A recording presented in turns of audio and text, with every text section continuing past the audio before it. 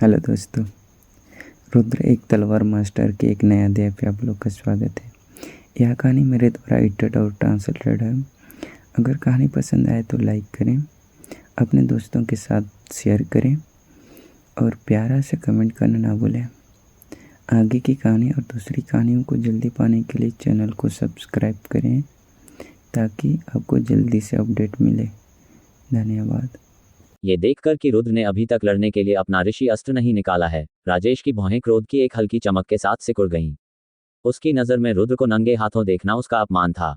एक ठंडी निगाह और सिसकारी भरते हुए वह रुद्र की ओर उड़ता हुआ जमीन पर अपने पैर पटकने लगा। उसी समय जब उसने अपने हाथों में पकड़ी हुई भाला को आगे बढ़ाया तो वह सेंटफोर्स नामक हवा के झोंके से चमकने लगी। रुद्र के चेहरे पर हल्की मुस्कान थी जबकि उसका दाहिना पैर जमीन पर पड़ा था। एक अंगूठे के आकार का पत्थर अचानक ऊपर आया जिसे रुद्र ने आसानी से पकड़ लिया। एक क्षण के लिए उसका हाथ कांप उठा, फिर कंकड़ नीले और बैंगनी प्रकाश से चमकने लगा। कंकड़ सीधा आगे बढ़ते राजेश की ओर गिरा। डिंग! अंगूठे के आकार का पत्थर जब राजेश की भाले की नोक से टकराया तो एक तीखी आवाज सुनाई दी। अकल्पनीय रूप से शक्तिशाली प्रभाव के कारण राजेश की बांह और भाला बल से कांपने लगे। आघात के कारण राजेश कुछ क्षण के लिए रुक गया, फिर लड़खड़ाते हुए कई कदम पीछे हट गया। भाला पकड़े हुए दोनों हाथ जोर जोर से कांप रहे थे और उनके हाथों के जाल से थोड़ा खून निकलता हुआ दिखाई दे रहा था।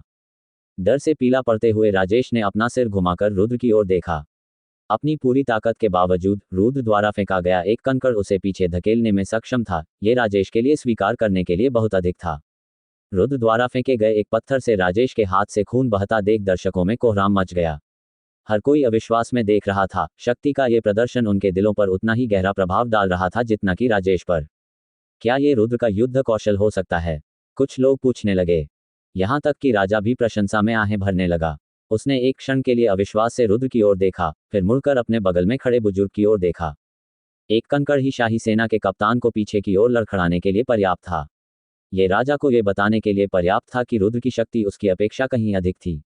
रुद्र की असली ताकत का अंदाजा लगाने के लिए एक पृथ्वी संत मास्टर पर्याप्त नहीं होगा, इसलिए उसने ऐसा करने के लिए एक अधिक शक्तिशाली व्यक्ति को लाने की योजना बनाई। राजा के बगल में खड़े बुजुर्ग ने बाहर जाने से पहले सिर हिलाया। रुद्र, इस बूढ़े व्यक्ति को प्रयास करने दो। रुद्र को कोई भी विकल्प देने से पहले वह बुजुर्ग व्यक्ति एक धुंधली छवि में परिवर्तित हो गया और रुद्र की ओर बढ़ा। रुद्र के होठों पर हल्की मुस्कान आ गई जब उसने अपनी उंगली से बाहर की ओर इशारा किया, जिससे एक नीली और बैंगनी तलवार क्यूई बुजुर्ग की ओर चली। ये जानते हुए कि रुद्र अत्यंत शक्तिशाली है, उसने उसे कम आंकने का साहस नहीं किया। मुट्ठी बनाकर उसने तलवार क्यूई पर आग की लहरदार मात्रा के साथ संत बल का प्रहार किया। तलवार क्यू को बुजुर्ग ने अलग अलग हिस्सों में बांट दिया, लेकिन बुजुर्ग के हाथ के ऊपर एक आकर्षक घाव रह गया। अपने हाथ पर लगे घाव को देखकर बुजुर्ग का चेहरा धुंधला गया। हवा में प्रहार करते ही संसार के भीतर का अग्नि तत्व उसके हाथ के चारों ओर एकत्रित होने लगा और तुरंत ही एक विशाल अग्नि तलवार का रूप ले लिया। ये दृश्य देखकर रुद्र ने व्यंग्यात्मक लहजे में अपना दाहिना हाथ भी उठाया। संसार के अग्नि तत्व उसके दाहिने हाथ में वृद्ध की तुलना में अधिक तेजी से एकत्रित होने लगे और उन्होंने अग्नि की एक विशाल तलवार बना ली। चाहे रंग की बात हो या तापमान की, रुद्र की तलवार बुजुर्ग की तलवार से कहीं अधिक मजबूत लग रही थी। उसके पास दुनिया की ऊर्जा का नियंत्रण है, इसमें आश्चर्य की क्या बात है। ये विश्व की ऊर्जा को नियंत्रित करने की जादुई शक्ति है। क्या वह स्वर्ग संत मास्टर क्षेत्र तक पहुंच सकता था? रुद्र द्वारा संसार की ऊर्जा को नियंत्रित करने के कार्य ने सभी को भय से पीला कर दिया था। इस समय सभी को सचमुच विश्वास हो गया था कि रुद्र राजेश से कई गुना अधिक शक्तिशाली है। यहां तक कि राजा महाराजाओं और नेताओं की भी आंखें खुली की खुली रह गईं और वे अविश्वास से रुद्र की ओर देखने लगे। स्वर्गीय संत मास्टर उनके लिए कोई नई बात नहीं थी। हालांकि इतने युवा स्वर्गीय संत गुरु के बारे में उन्होंने पहले कभी नहीं सुना था। ये कैसे संभव है? रुद्र ने स्वर्ग संत मास्टर बनने की सफलता हासिल कर ली है। यहां तक कि फकीर के चेहरे पर भी आश्चर्य का भाव था और वह खुद से ही बुदबुदा रहा था। शांतिपूर्ण साम्राज्य के राजा ने धीरे धीरे अपनी नसों को शांत करते हुए एक गहरी सांस छोड़ी। इस समय वह ये दृश्य देखकर अपने दिल की धड़कनें तेजी से महसूस कर सकता था। यदि कोई 20 वर्षीय स्वर्गीय संत मास्टर की खबर बाहर आ जाए तो निश्चित रूप से फीनिक्स महाद्वीप में हलचल मच जाएगी। क्या वह सचमुच उतना ही जवान है जितना दिखता है? शांतिपूर्ण राज्य के राजा ने कुछ संदेह के साथ कहा। जब वृद्ध ने रुद्र को हवा में तलवार बनाते हुए देखा तो उसका चेहरा आश्चर्य से तुरंत सफेद पड़ गया। लेकिन बिना रुके उसने अपनी अग्नि लाल विशाल तलवार निकाली और रुद्र पर वार करने के लिए आक्रमण किया। जब बड़े ने झूला झुलाया तो रुद्र भी झूलने लगा। दाहिना हाथ लहराते हुए तलवार तुरंत ही बुजुर्ग की ओर चल पड़ी। टकराना! जब दोनों अग्निलाल तलवारें एक दूसरे से टकराईं, तो दोनों तलवारें अचानक ऊर्जा के साथ फट गईं, जिससे एक विस्फोटक धमाका हुआ और पूरा आकाश आग की लपटों से भर गया। दोनों लड़ाकों के चारों ओर आग के गोले तेज गति और उच्च तापमान पर उड़ते देखे जा सकते थे। दौड़ना, वापस आना, महामहिम की रक्षा करो। आसपास के दर्शक तुरंत ही पीछे की ओर उड़ गए, जबकि उसी समय हर रंग की सेंट फोर्स अपने लिए तथा महत्वपूर्ण व्यक्ति के लिए सुरक्षा कवच बनाती हुई दिखाई दी। आग को अचानक फैलता देख शांतिपुरमा राज्य के राजा भी आश्चर्यचकित हो गए। लेकिन अचानक एक सफेद आकृति उसकी ओर बढ़ी और एक सियान रंग का आदमी अपनी वायुजनित संत शक्ति का प्रयोग करके राजा और स्वयं को हवा में उछालने लगा। राजा का कंधा पकड़कर वे दोनों आग से दूर उड़ गए। हर जगह से हलचल आती देखी जा सकती थी, क्योंकि पृथ्वी संत मास्टर ने अपने संत बल को पूरे महल में फैलाना शुरू कर दिया था। कई बख्तरबंद सैनिक तुरंत सुरक्षा पंक्ति बनाने के लिए तेजी से आगे बढ़े। उसी समय 4 बुजुर्ग और 2 मध्यम आयु वर्ग के व्यक्ति भीड़ से आगे बढ़े और आग के घेरे के चारों ओर चक्कर लगाने लगे। प्रत्येक ने अपने हाथ ऊपर उठाकर आग पर काबू पाने के लिए तेज हवा का झोंका लगाया। आग की लपटों के समुद्र ने रुद्र और जिस वृद्ध से वह लड़ रहा था, दोनों को पहले ही छिपा लिया था, लेकिन आग की लपटों के भीतर भी उनकी गतिविधियों में थोड़ी सी भी बाधा नहीं आई। जैसे ही आग की लपटें 6 लोगों से वापस उनकी ओर बढ़ीं, अचानक 1 मीटर दूर स्थित एक अदृश्य शक्ति ने उन्हें रोक दिया। इस बूढ़े आदमी को ऊपर से तुमसे लड़ने दो। बुजुर्ग व्यक्ति ने यह बात 500 मीटर ऊपर हवा में उड़ते हुए कही और एक चींटी के आकार के कण में तब्दील हो गया। उसके पूरे शरीर में आग की हल्की सी लपटें दिखाई दे रही थीं। हार मानने को तैयार न होते हुए रुद्र ने संसार में वायु तत्व का प्रयोग करना शुरू कर दिया और अपने मन का प्रयोग करके उसे अपने शरीर के चारों ओर एकत्रित कर लिया। सीधे हवा में उड़ते हुए वह तैरते हुए बुजुर्ग के 100 मीटर के भीतर पहुंच गया। क्या आप वायु तत्व को भी नियंत्रित कर सकते हैं? रुद्र के शरीर के चारों ओर घूमती हवा को देखकर बुजुर्ग ने चौंक कर कहा। रुद्र के शरीर के चारों ओर फैली नीली रोशनी नीचे बैठे दर्शकों की नजरों से छिपी नहीं थी। उनमें से प्रत्येक व्यक्ति सदमे में चिल्लाया, लेकिन उतनी जोर से नहीं जितनी भीड़ में छिपे हुए कई स्वर्गीय संत गुरु चिल्ला रहे थे। ऐसा लग रहा था मानो उन्होंने कोई राक्षस देख लिया हो। उनके चेहरे सदमे से विकृत हो गए थे। ये कैसे संभव है? वह स्पष्ट रूप से अग्नि गुण वाले संत बल साधक थे, फिर वह वायु गुण का उपयोग कैसे कर रहे हैं? क्या वह अग्नि से संबंधित संत बल उपयोगकर्ता के बजाय वायु से संबंधित संत बल उपयोगकर्ता हो सकता है? असंभव, ऐसा कभी नहीं हुआ कि कोई भी 2 अलग अलग तत्वों का उपयोग कर सके। वह अवश्य ही कोई अजीब तरीका अपना रहा होगा। ... रुद्र, क्या ऐसा हो सकता है कि आप अग्नि और वायु दोनों तत्वों को नियंत्रित करने में सक्षम हो? बुजुर्ग ने आश्चर्य से पूछा। मुस्कुराते हुए रुद्र ने ईमानदारी से उत्तर दिया, सही है, मैं वास्तव में अग्नि और वायु दोनों तत्वों को नियंत्रित करने में सक्षम हूँ। नहीं, ये संभव नहीं है। आखिर आप 2 तत्वों को कैसे नियंत्रित कर सकते हैं? इस महाद्वीप पर पहले कभी भी ऐसा कोई व्यक्ति नहीं हुआ जो ऐसा कर सका हो। वह आदमी चिल्लाया। ऐसा कोई काम नहीं है जो नहीं किया जा सकता। दुनिया में अभी भी कई गहन रहस्य हैं। हम जो कुछ भी जानते हैं वह केवल वही है जिसे हमने समझा है। यद्यपि रुद्र को संसार के 2 तत्वों पर नियंत्रण करते देखना अत्यंत आश्चर्यजनक था, फिर भी उन्होंने तुरंत ही अपने आप को शांत कर लिया। आप सही कह रहे हैं, दुनिया में अभी भी कई चीजें हमारे लिए अज्ञात हैं। ऐसा लगता है कि यह बूढ़ा आदमी अपने आप को भूल गया है। सांस रोककर अग्नि तलवार एक बार फिर उसके हाथ में प्रकट हुई। आज मैं स्वयं पता लगाऊंगा कि 2 तत्वों का धारक कितना शक्तिशाली होता है। मुस्कुराते हुए रुद्र ने अपने दोनों हाथ ऊपर उठाए। तुरंत ही पास के तालाब के सभी कंकड़ ऊपर उड़ने लगे, मानो कोई अजीब शक्ति उन्हें खींच रही हो। पानी को चीरते हुए सभी कंकड़ रुद्र के शरीर के चारों ओर अशुभ रूप से तैरने लगे। इसका क्या मतलब है? पत्थर अचानक हवा में कैसे उड़ गए? ये कौन सी शक्ति है? वह ये कैसे कर रहा है? इस और भी अजीब दृश्य को देखकर हर कोई आश्चर्य से दंग रह गया। 2 स्वर्गीय संत मास्टर रक्षकों के पीछे शांतिपुरमा साम्राज्य के राजा ने अपना सिर आकाश की ओर झुकाया। ये रुद्र वास्तव में मेरी कल्पना से परे है। इतनी कम उम्र में ही वह स्वर्ग संत मास्टर क्षेत्र तक पहुंच गया है। ऐसी प्रतिभा हर 1000 साल में एक बार ही आती है। स्वर्ग के एक संत ने आश्चर्य से कहा, 1000 वर्ष पर क्यों रुक गए? उसकी जैसी प्रतिभा हर 10,000 साल में आती है। यदि उसकी कुशलता बिना किसी जटिलता के बढ़ती है, तो वह कम से कम एक संत शासक तो होगा ही। संत राजा बनने में उन्हें कोई समस्या नहीं होगी। ये सुनकर राजा आश्चर्य से रुक गया। राजा के पीछे खड़े राजकुमार भी ये देखकर भयभीत हो गए।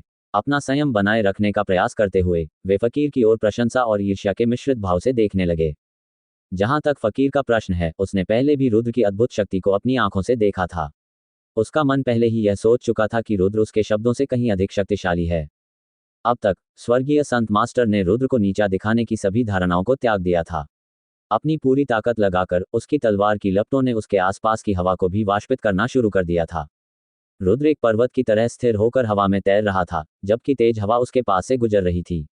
उसके दोनों हाथों ने पहले ही उसकी छाती के सामने मुट्ठी बना ली थी, क्योंकि उसके चारों ओर तैरते हुए कंकड़ एक तलवार के रूप में मिलना शुरू हो गए थे, जो नीले और बैंगनी तलवार क्यूई के साथ चमक रही थी। मेरी तलवार पर ध्यान रखो, वृद्ध ने चिल्लाते हुए वह विशाल तलवार रुद्र की ओर बढ़ाई, जिसके ब्लेड की जगह नरक ने ले ली। रुद्र की आंखों में नीले और बैंगनी रंग की चमक चमक उठी। उसके ठीक सामने कंकड़ों से बनी विशाल तलवार उसी रंग के साथ और भी अधिक चमकने लगी तथा सीधे बुजुर्ग की ओर गिरी।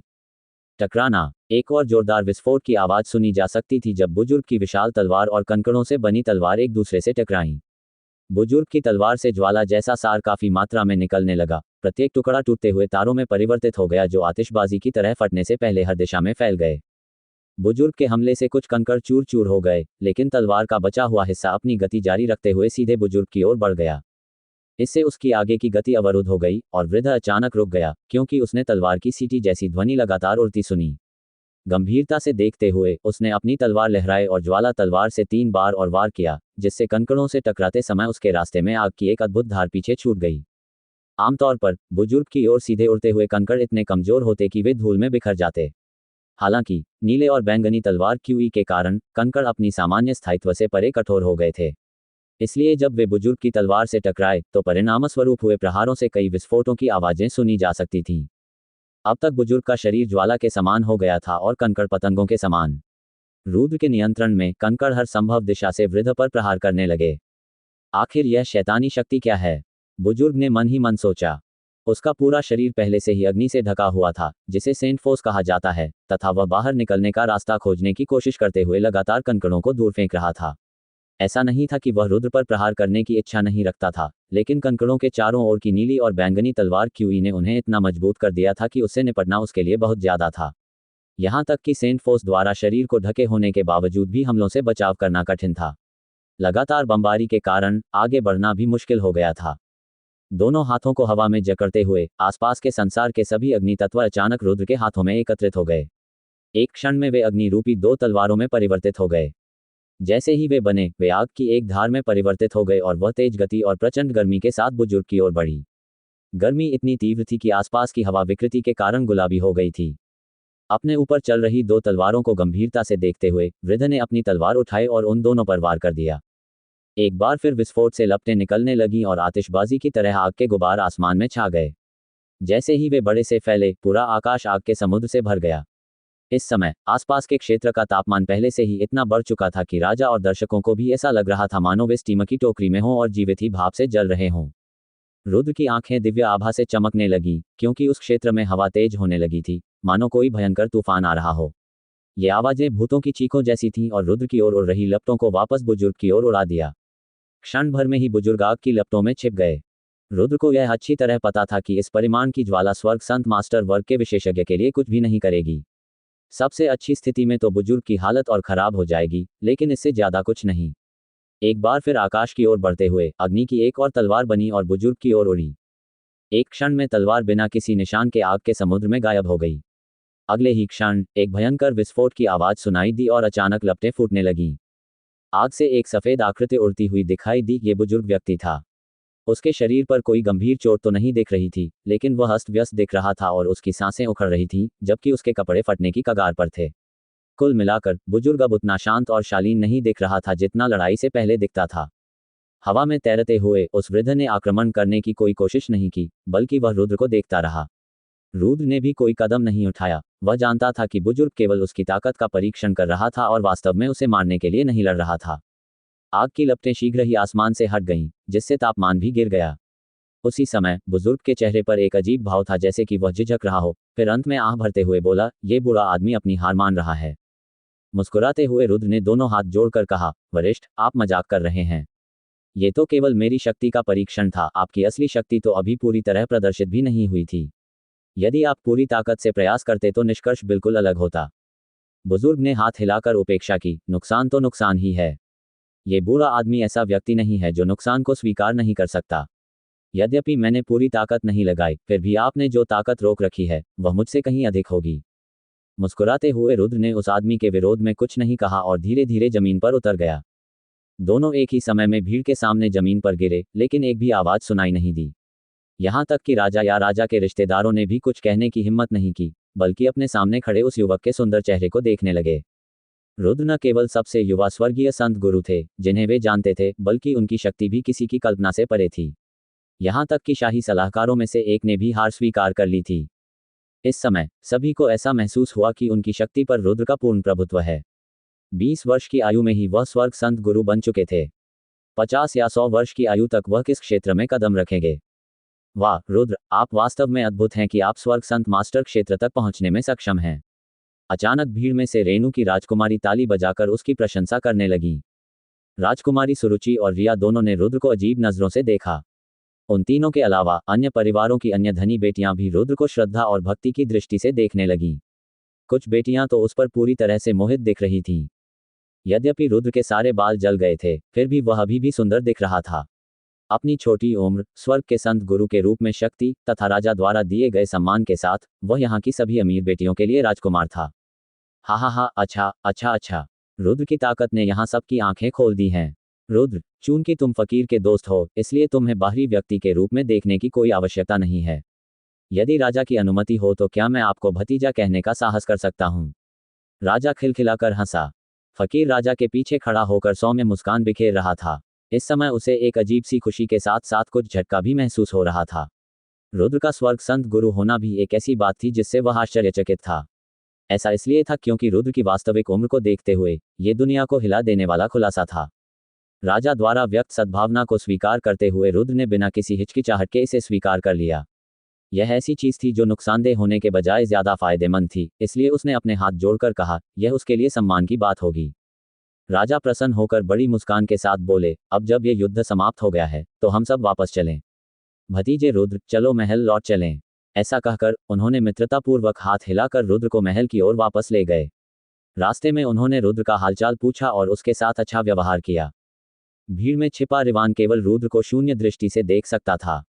थोड़ी देर बाद अचानक उसका पूरा चेहरा ढीला पड़ गया। बिल्कुल नहीं, कोई रास्ता नहीं है। बस कैसे? वह एक स्वर्गीय संत मास्टर कैसे है? यह अवश्य ही एक भ्रम है। रिवान ने खुद से ही बुदबुदाते हुए कहा। वह बहुत ज्यादा अविश्वास में था। उसी समय अभी भी पीला पड़ा राजेश रिवान के पास आया। आश्चर्य से भरे चेहरे को देखकर राजेश ने कुछ दोष के साथ कहा, तुमने एक व्यक्ति को नाराज किया है जिसे तुम नाराज नहीं कर सकते। यहाँ तक कि शाही सलाहकार पुता भी उनके प्रतिद्वंद्वी नहीं थे। ऐसा लगता है कि आपके दादा भी उनसे नहीं जीत पाते। ये काम नहीं चलेगा, मुझे ये बात तुम्हारे दादाजी को बतानी होगी। ये सुनकर रिवान का चेहरा पीला पड़ गया और उसने उम्मीद से राजेश की बांह पकड़ी। चाचा राजेश, क्या आपको लगता है कि दादाजी मेरे लिए न्याय पाने की कोशिश करेंगे? ये सुनकर राजेश ने पलटकर रिवान को गुस्से से देखा। तुम इतने भ्रमित कैसे हो सकते हो? इस मुद्दे को दोबारा न उठाएं और जो भी कहें उसमें सावधानी बरतें। रुद्र एक अद्वितीय कौशल वाले स्वर्गीय संत गुरु हैं। उसने महामहिम का अनुग्रह प्राप्त कर लिया है और उसे आपके दादा से कोई खतरा नहीं होगा। यदि तुम नहीं जानते कि पश्चाताप का क्या अर्थ है तो इससे तुम्हारे दादाजी भी दुखी होंगे। रिवान ने सफेद होते हुए कांपती आवाज में पूछा, राजेश अंकल, आपको क्या लगता है कि मुझे क्या करना चाहिए? राजेश ने आह भरते हुए कहा, तुम्हें रुद्र से माफी मांगनी चाहिए। मुझे यह मामला तुम्हारे दादाजी को अवश्य बताना चाहिए। मुझे आशा है कि अंत तक हम इस बड़ी समस्या को एक समस्या रहित समस्या में बदल देंगे। ... जल्दी से सभी लोग पिछले महल हॉल में लौट आए। राजा ने रुद्र को शाही सिंहासन पर बैठने से पहले आगे ले गए। उसने दासी को रुद्र के बैठने के लिए एक शानदार कुर्सी लाने का आदेश दिया और उसके साथ ऐसा व्यवहार करने लगा मानो वह उसका प्रिय पुत्र हो। रुद्र के प्रति यह व्यवहार अन्य राजकुमारों की नजरों से छिपा नहीं रह गया था। हर कोई मुस्कुराने लगा और उसके प्रति अपनी सद्भावना व्यक्त करने लगा, मानो ये सही था कि रुद्र के साथ शुरू से ही ऐसा ही व्यवहार किया जाना चाहिए था। अपनी खुशी को छुपाने में असमर्थ शांतिपूर्ण साम्राज्य के राजा ने अपना गला साफ करने से पहले चारों ओर देखा। अब जब सब लोग यहाँ आ गए हैं तो आपके राजा एक आदेश जारी करना चाहेंगे। फिलहाल मैं रुद्र को शाही रक्षक नियुक्त करता हूँ, क्या किसी को आपत्ति है? अपनी खुशी को छुपाने में असमर्थ शांतिपूर्ण साम्राज्य के राजा ने अपना गला साफ करने से पहले चारों ओर देखा। अब जब सब लोग यहाँ आ गए हैं तो आपके राजा एक आदेश जारी करना चाहेंगे। फिलहाल मैं रुद्र को शाही रक्षक नियुक्त करता हूँ, क्या किसी को आपत्ति है? जैसे ही राजा ने अपना आदेश सुनाया, पूरा हॉल शांत हो गया। हर कोई आश्चर्य और अविश्वास के मिश्रित भाव से राजा की ओर देख रहा था। शाही रक्षक और शाही सलाहकार दो अलग अलग पद थे। शाही संरक्षक की शक्ति और अधिकार शाही सलाहकार से अधिक होते थे। एक शाही संरक्षक अपनी इच्छानुसार सेना को संगठित कर सकता था और यहाँ तक कि शाही सलाहकारों को किसी भी मामले का प्रबंधन करने का आदेश भी दे सकता था। शाही रक्षक के पास एक और भयानक शक्ति थी, किसी अयोग्य शासक या अयोग्य अधिकारी का सिर कलम करने की क्षमता। कहने का तात्पर्य यह है कि उनकी शक्ति राज्य के कुलीन वर्ग से भी अधिक थी। शांतिपूर्ण साम्राज्य के राजा ने रुद्र की क्षमता को देखा था, इसलिए उन्होंने उसे शाही रक्षक नियुक्त किया। राजा के इस फरमान से न केवल दर्शक स्तब्ध रह गए, बल्कि उनके बगल में खड़ा फकीर भी दंग रह गया। उसके चेहरे पर घोर आश्चर्य का भाव था और मन में एक खालीपन छा गया था। आधे क्षण बाद चुप्पी टूटी जब एक सफेद बालों वाला बुजुर्ग अपने दोनों हाथों को जोड़े हुए आगे आया। महाराज, ऐसा नहीं हो सकता।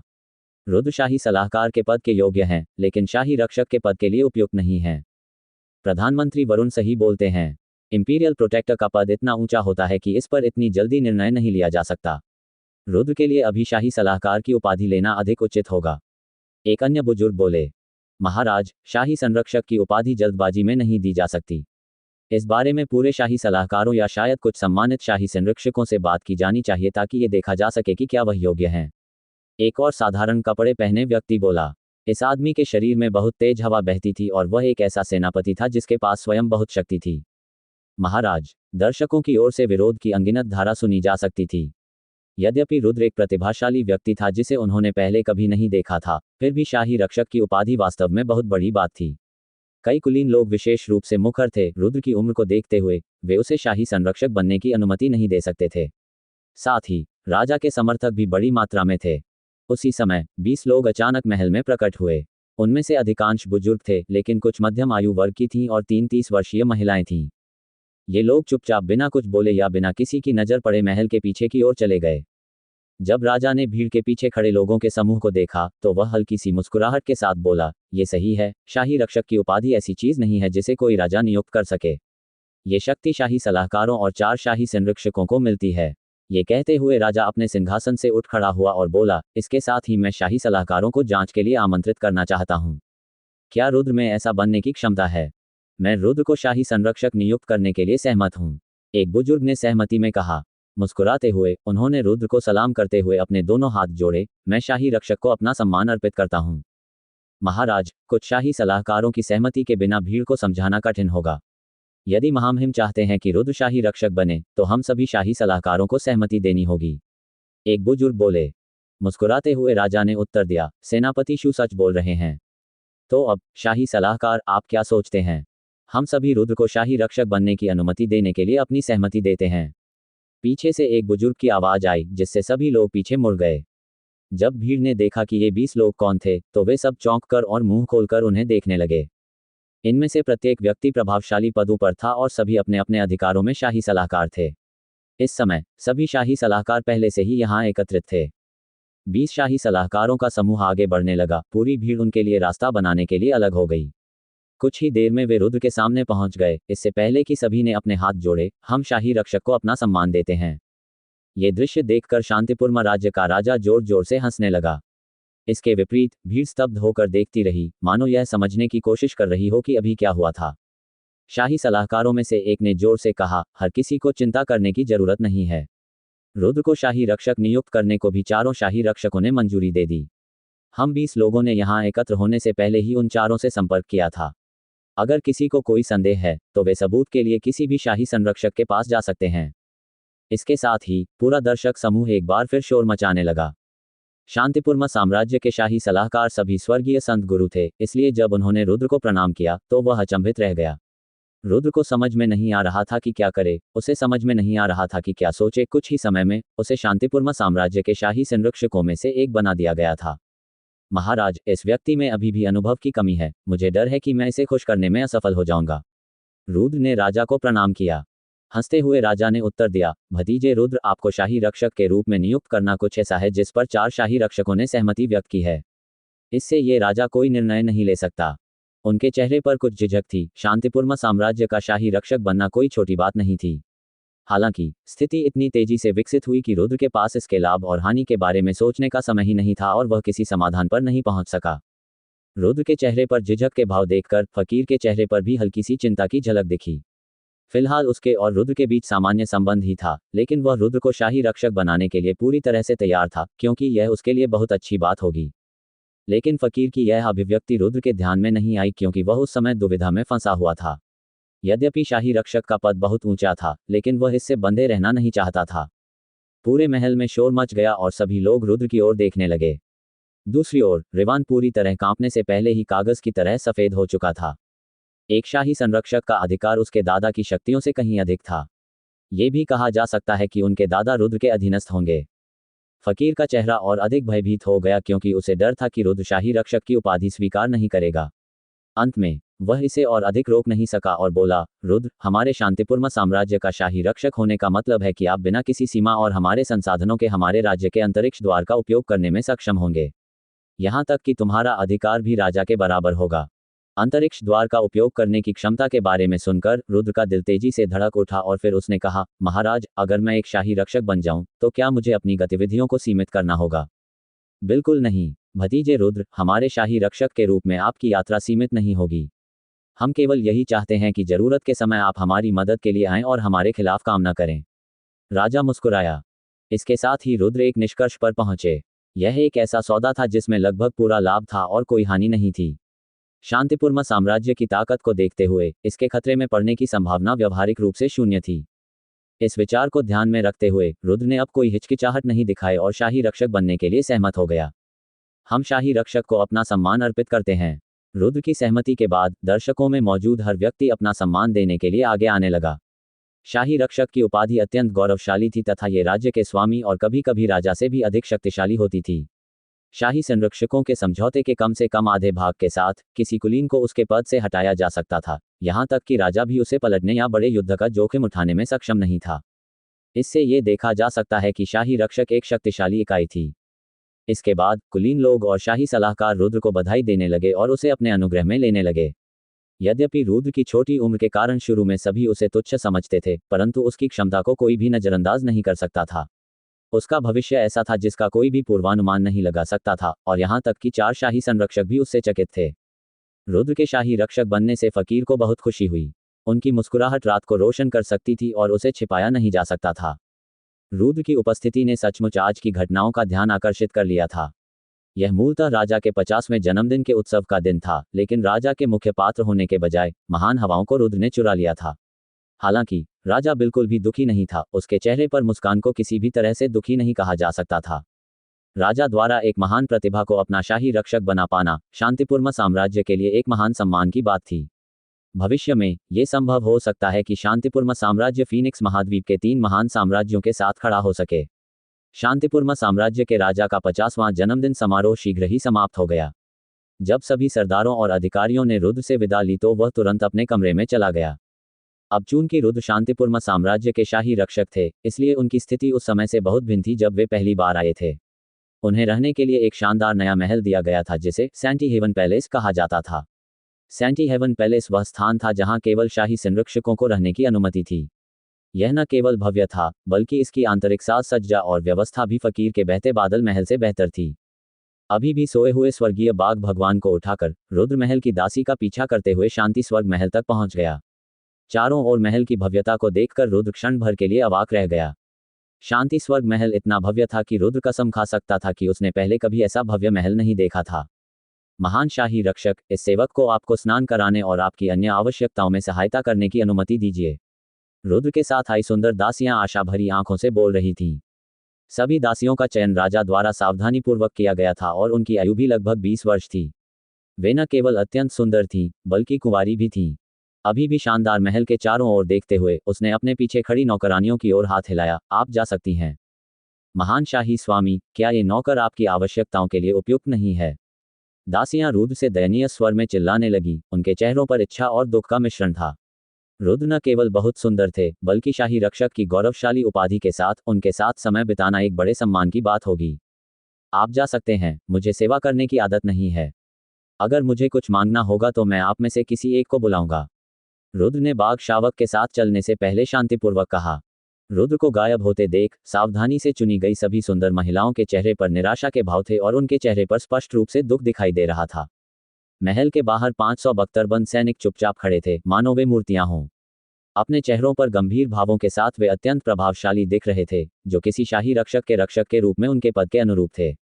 उनके लिए ये सबसे बड़ा सम्मान था जिसे वे प्राप्त कर सकते थे। किसी अन्य गार्ड को उनके जितना सम्मान नहीं मिलता। अन्य शाही रक्षकों की रक्षा करने वाले अन्य रक्षकों के अलावा कोई भी अन्य महल रक्षक या यहाँ तक कि सेना भी उनकी बराबरी नहीं कर सकती थी। ये सभी महल रक्षक कम से कम महान संत गुरु थे, जिनमें से 5 पृथ्वी संत गुरु कप्तान थे, जिनका नेतृत्व छठे चक्र के पृथ्वी संत गुरु करते थे। ये सब रुद्र की निजी सेना कही जा सकती है, जो केवल शाही रक्षक की सेवा करती थी और यहाँ तक कि राजा भी उनका आदेश नहीं दे सकता था। रात बिना किसी घटना के जल्दी ही बीत गई और अगली सुबह तक महल के कप्तानों में से एक बाहर इकट्ठा हुआ। शाही रक्षक के लिए एक रिपोर्ट, तीसरा राजकुमार आपसे मिलना चाहता है। एक बार जब वह शाही रक्षक बन गया तो रुद्र की स्थिति अचानक फकीर की स्थिति से आगे निकल गई। अब यदि फकीर शांति स्वर्ग महल में प्रवेश करना चाहता था तो उसे रुद्र की अनुमति लेनी होगी। रुद्र तुरंत बाहर आया और फकीर का स्वागत किया तथा उसे स्वयं अंदर ले गया। इस भाव से प्रभावित होकर फकीर प्रसन्नतापूर्वक रुद्र के पीछे पीछे अंदर चला गया। महल के भीतर रुद्र ने नौकरों को दूर चले जाने का आदेश दिया ताकि वे दोनों एकांत में बात कर सकें। रुद्र को शाही रक्षक बनने पर बधाई देते हुए फकीर ने रुद्र का दर्जा बढ़ते देखकर वास्तव में खुशी महसूस की थी। फकीर के साथ सौहार्दपूर्ण बातचीत करते हुए रुद्र को लगा कि उसके पक्ष में अचानक परिवर्तन की हवा बहने के बावजूद फकीर के साथ उसकी दोस्ती अप्रभावित रहनी चाहिए। उसे उसके साथ वैसा ही व्यवहार करना चाहिए जैसा वह पहले करता था, क्योंकि यदि फकीर न होता तो रुद्र को यह सम्मान कभी नहीं मिलता। रुद्र, अब जब आप हमारे शांतिपूर्ण साम्राज्य के शाही रक्षक हैं तो अंतरिक्ष द्वार आपके उपयोग के लिए किसी भी समय खुला है। हालांकि मुझे उम्मीद है कि आप यहाँ कुछ और समय तक रुक सकेंगे। फकीर मुस्कुराया। रुद्र ने गंभीरता से अपना सिर हिलाया। मुझे खेद है, लेकिन मुझे जल्दी जाना होगा। अब चूंकि मैं स्पेस गेट का उपयोग किसी भी समय कर सकता हूँ, इसलिए मुझे अब जाना होगा। मैं जितना अधिक इंतजार करूंगा उतना ही अधिक चिंतित महसूस करूंगा। रुद्र, क्या तुम मुझे बता सकते हो कि किस बात ने तुम्हें इतना चिंतित कर दिया है? क्या मैं आपकी किसी भी तरह से मदद कर पाऊंगा? फकीर ने चिंता से पूछा। अब जब रुद्र की स्थिति बदल गई थी तो वह उसकी मदद करने के लिए और भी अधिक तैयार था। थोड़ी देर के लिए हिचकिचाते हुए रुद्र ने नरमी से कहा, मेरी मातृभूमि युद्ध के कगार पर है, मुझे वहां जल्दी जाना चाहिए, वरना मुझे डर है कि कुछ भयानक हो सकता है। गंभीर होते हुए फकीर ने युद्ध की प्रकृति और स्थिति के बारीक विवरण के बारे में पूछा। सारी बातें सुनने के बाद उनका चेहरा गंभीरता से उतर गया और वे मुस्कुराए। यह एक छोटी सी बात है, इतने छोटे से क्षेत्र द्वारा युद्ध की घोषणा करने पर हमारा शांतिपूर्ण साम्राज्य बिना किसी सवाल के इसे हल करने में सक्षम होगा। रुद्र, आप हमारी सेना के किसी भी कुलीन गुरु को संगठित कर सकते हैं। क्या आप उनका उपयोग करना चाहते हैं? यह आवश्यक नहीं होगा। स्पेस गेट के बाद भी मेरी मातृभूमि अभी भी काफी दूर है। मेरी गति से वहां पहुंचने में 2 या 3 महीने लगेंगे, लेकिन सेना के साथ गति काफी धीमी होगी। जब तक सेना वहां पहुंचेगी तब तक कम से कम 1 वर्ष का समय लग जाएगा। रुद्र ने उत्तर दिया। तो फिर कम से कम कुछ शाही सलाहकारों को तो ले ही लो। अपनी स्थिति के आधार पर आप बिना किसी विरोध या प्रश्न के सभी शाही सलाहकारों को अपने साथ ले सकते थे। चिंता मत करो, हमारे शांतिपूर्ण साम्राज्य के पास 4 अविश्वसनीय रूप से मजबूत शाही रक्षक हैं जो बिना किसी चिंता के इस स्थान की रक्षा के लिए यहाँ मौजूद हैं। रुद्र ने सुनते समय संकोच किया। वह जानता था कि मगध साम्राज्य में अधिकतम 1 दर्जन स्वर्गीय संत गुरु थे और अन्य 4 महान साम्राज्यों में कम से कम 23 थे। ताकत में यह अंतर बहुत अधिक था। रुद्र के चेहरे पर झिझक के भाव देखकर फकीर को उसके मन में चल रही उलझन का पता चल गया। उसे प्रोत्साहित करते हुए फकीर बोला, रुद्र, संकोच मत करो और अपनी शक्ति को मत भूलना, तुम्हारे पास इतनी बड़ी सेना जुटाने का अधिकार है। कुछ विचार विमर्श के बाद रुद्र ने अंततः फकीर के प्रस्ताव पर सहमति दे दी। बीमा के लिए जिनचेन अपने साथ कुछ शाही सलाहकारों को भी लाएगा। रुद्र, तुम्हें सीमाओं की चिंता करने की जरूरत नहीं है। आपके आदेश के अनुसार आपको व्यक्तिगत रूप से राजा को इसकी सूचना देने की भी आवश्यकता नहीं है। महल के रक्षकों से कहो कि वे कुछ शाही सलाहकारों को इकट्ठा करें और उन्हें यहाँ बुलाएं। फकीर ने कहा, क्योंकि वह जानता था कि रुद्र को अभी तक अपने नए अधिकार के बारे में जानकारी नहीं है। इसके बाद रुद्र ने फकीर के प्रस्ताव का पालन किया और महल के रक्षकों को शाही सलाहकारों को इकट्ठा करने के लिए कहा। एक क्षण में अलग अलग आयु के 20 शाही सलाहकार सेंटी हेवन पैलेस में एकत्रित हो गए। यद्यपि रुद्र काफी युवा था, परंतु उसकी शक्ति ने पहले ही सभी शाही सलाहकारों का सम्मान अर्जित कर लिया था। यद्यपि उनके और रुद्र के बीच स्थिति बहुत अधिक अलग नहीं थी, फिर भी वे रुद्र के साथ मित्र बनना चाहते थे। अपने हृदय में वे जानते थे कि न केवल रुद्र को 4 शाही संरक्षकों द्वारा स्वीकार किया गया था, अपितु रुद्र शीघ्र ही संत शासकों और यहाँ तक कि संत राजा के क्षेत्र में भी कदम रखेंगे। तब तक वे उसकी कृपा दृष्टि में रहना चाहेंगे, इसलिए ये समय अपने संपर्क बढ़ाने का था। एक बार जब रुद्र ने 20 शाही सलाहकारों को अपना कारण और योजना समझा दी तो उनमें से प्रत्येक ने उसके साथ जाने के लिए तुरंत सहमति दे दी। ये देखकर कि वे उत्तर देने में कितने उत्साही थे, रुद्र को शाही सलाहकार और शाही संरक्षक के बीच सत्ता के अंतर पर संदेह हुआ। वास्तव में उसने ये प्रश्न करना शुरू कर दिया था कि क्या शाही सलाहकारों द्वारा उससे ही मदद मांगी जा रही है या नहीं। तभी एक सुसंस्कृत दिखने वाला बुजुर्ग अपने हाथों को सलामी देते हुए आगे आया। महान शाही रक्षक, ये वेदा है जो रिवान का दादा है। मैंने कल सुना है कि मेरे मूर्ख पोते ने आपको नाराज कर दिया है। मैं केवल यही आशा कर सकता हूं कि आप मेरे अयोग्य पोते को माफ कर देंगे। मैंने पहले ही उसे सबक सिखा दिया है और सजा के तौर पर उसे कमरे में बंद कर दिया है। आपके साथ यह यात्रा मेरे पोते के लिए मेरे प्रायश्चित का एक हिस्सा होगी। मुझे आशा है कि आप उसे माफ कर देंगे। रुद्र ने वेदा की ओर ऐसे देखा जैसे उसका अध्ययन कर रहा हो। वेदा ने एक सफेद वस्त्र पहना हुआ था और उसके सफेद बाल उसके सिर के चारों ओर बंधे हुए थे। उनमें वीरता की भावना थी तथा न्याय शब्द का प्रयोग आसानी से उनके आभामंडल का वर्णन करने के लिए किया जा सकता है।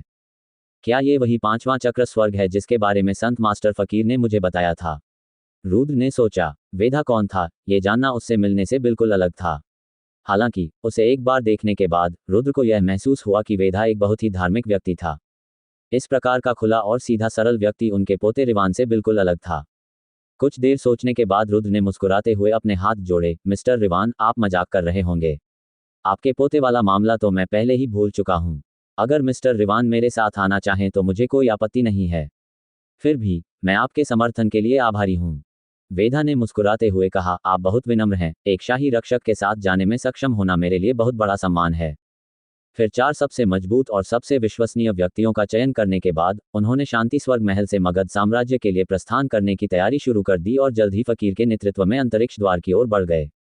5 शाही सलाहकारों में सबसे शक्तिशाली वेदा के नेतृत्व में अन्य 4 शाही सलाहकार 2 चौथे चक्र और 2 तीसरे चक्र के स्वर्ग संत मास्टर थे। यद्यपि वे शाही सलाहकारों में सबसे मजबूत नहीं थे, फिर भी रुद्र को उन पर विश्वास था। अंतरिक्ष द्वार महल के केंद्र में था और रुद्र की स्थिति के कारण उसे इसका उपयोग करने से पहले किसी को सूचित करने की आवश्यकता नहीं थी। 5 इंपीरियल सलाहकारों को साथ लेकर उन्होंने कई श्रेणी 5 राक्षस कोर सौंपे और वांछित गंतव्य का पता लगाना शुरू कर दिया। फिर एक पंक्ति में वे अंतरिक्ष द्वार को पार कर गए। एक ही कदम में रुद्र ने शांतिपुरमा साम्राज्य से अनगिनत मील दूर यात्रा की। 5 शाही सलाहकारों के लिए वे एक अजीब नए क्षेत्र में यात्रा कर रहे थे। जिस अंतरिक्ष द्वार से वे यात्रा कर रहे थे वह धीरे धीरे दृष्टि से ओझल हो गया, क्योंकि रुद्र ने बाघ शावक को आगे ले लिया और उस क्षेत्र का पता लगाना शुरू कर दिया। वह चाहे जिस ओर भी सिर घुमाता उसे कोई भी पौधा या अन्य कोई चीज नजर नहीं आती। पूरी जगह बंजर भूमि थी। महान शाही रक्षक, ये स्थान कहाँ है? शाही सलाहकारों में से एक ने प्रश्नवाचक दृष्टि से पूछा, मानो ये जानने का प्रयास कर रहा हो कि यह कौन सा स्थान है। आरव, तुम्हें इंपीरियल प्रोटेक्टर के पीछे रहना चाहिए और कम बकवास करनी चाहिए, एक अन्य शाही सलाहकार बोला। आरव शर्मिंदगी से हंसते हुए बोला, मैं बस बहुत उत्सुक हूं। रुद्र के बाद 5 शाही सलाहकारों में वेदा, आरव, ऋतिक, उज्ज्वल और नयन थे।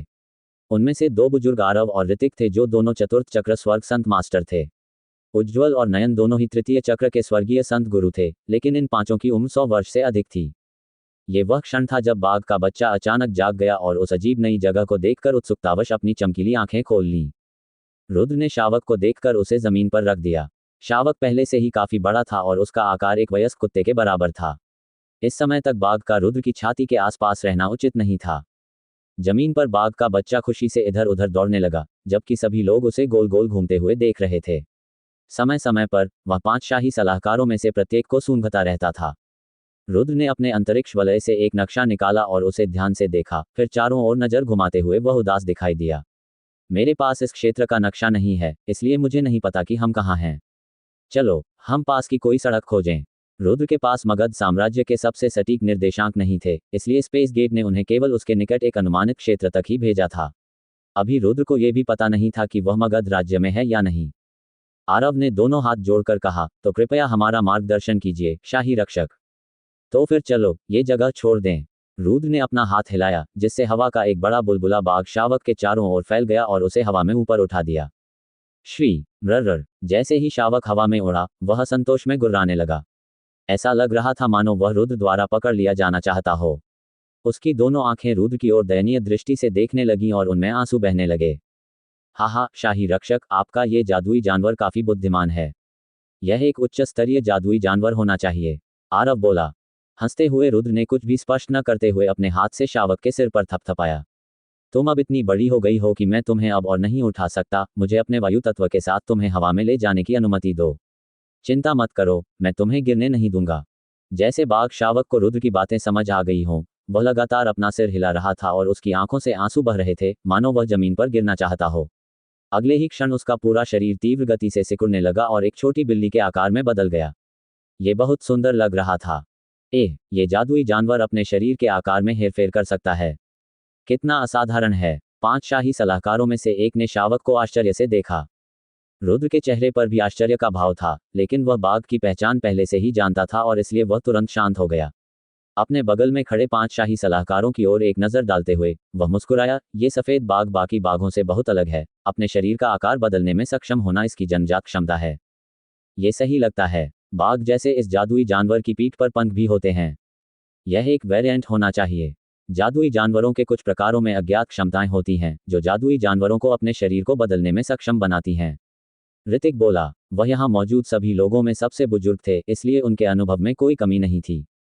उसके बाद किसी ने भी बाघ की पहचान की जांच करने की जहमत नहीं उठाई, जिससे रुद्र को राहत की सांस लेने का मौका मिला। बाघ को अपनी छाती से लगाकर रुद्र हवा में उड़ने लगा। 1 घंटे बाद यात्रियों का समूह काफी दूरी तक उड़ चुका था। इसी समय एक छोटा सा शहर अचानक नजर आया। अपनी चमकती आंखों के साथ रुद्र तेजी से वहां की ओर बढ़ा। उसके पीछे लोगों का एक समूह उसके साथ शहर की ओर बढ़ रहा था। यह एक द्वितीय श्रेणी का शहर था, इसलिए ये ज्यादा बड़ा नहीं था। जिस क्षण रुद्र अन्य 5 शाही सलाहकारों के साथ अंदर आया, बिल्ली के आकार का बाघ चारों ओर सिर हिलाते हुए दृश्यों को देखने लगा। शहर की सबसे बड़ी दुकान में जाकर रुद्र ने आसपास के क्षेत्र का सबसे विस्तृत और विस्तृत नक्शा खरीदा। कुछ ही क्षणों में उसने मगध साम्राज्य के निर्देशांकों का पता लगा लिया, जो उसकी वर्तमान स्थिति से तुलना योग्य था। अभी 15,000 किलोमीटर की दूरी तय करनी थी और 2 राज्यों से गुजरना था। दुकानदार, क्या मैं पूछ सकता हूं कि क्या आप जानते हैं कि मगध साम्राज्य में कोई युद्ध या कुछ और हो रहा है? रुद्र ने पूछा। मगध साम्राज्य की वर्तमान स्थिति मेरे लिए एक रहस्य है, क्योंकि यह बहुत दूर है।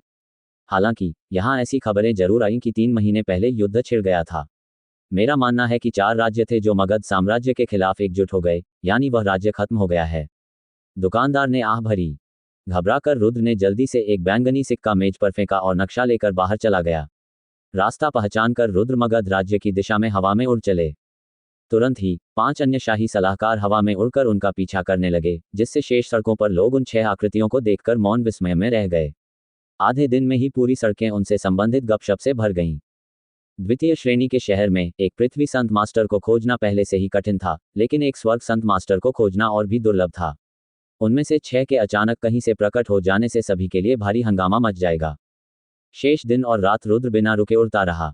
अंततः दूसरे दिन की सुबह वे सीमावर्ती राज्य के यानगान के गढ़ में पहुंचे और कुछ जानकारी प्राप्त करने के लिए वहां रुके।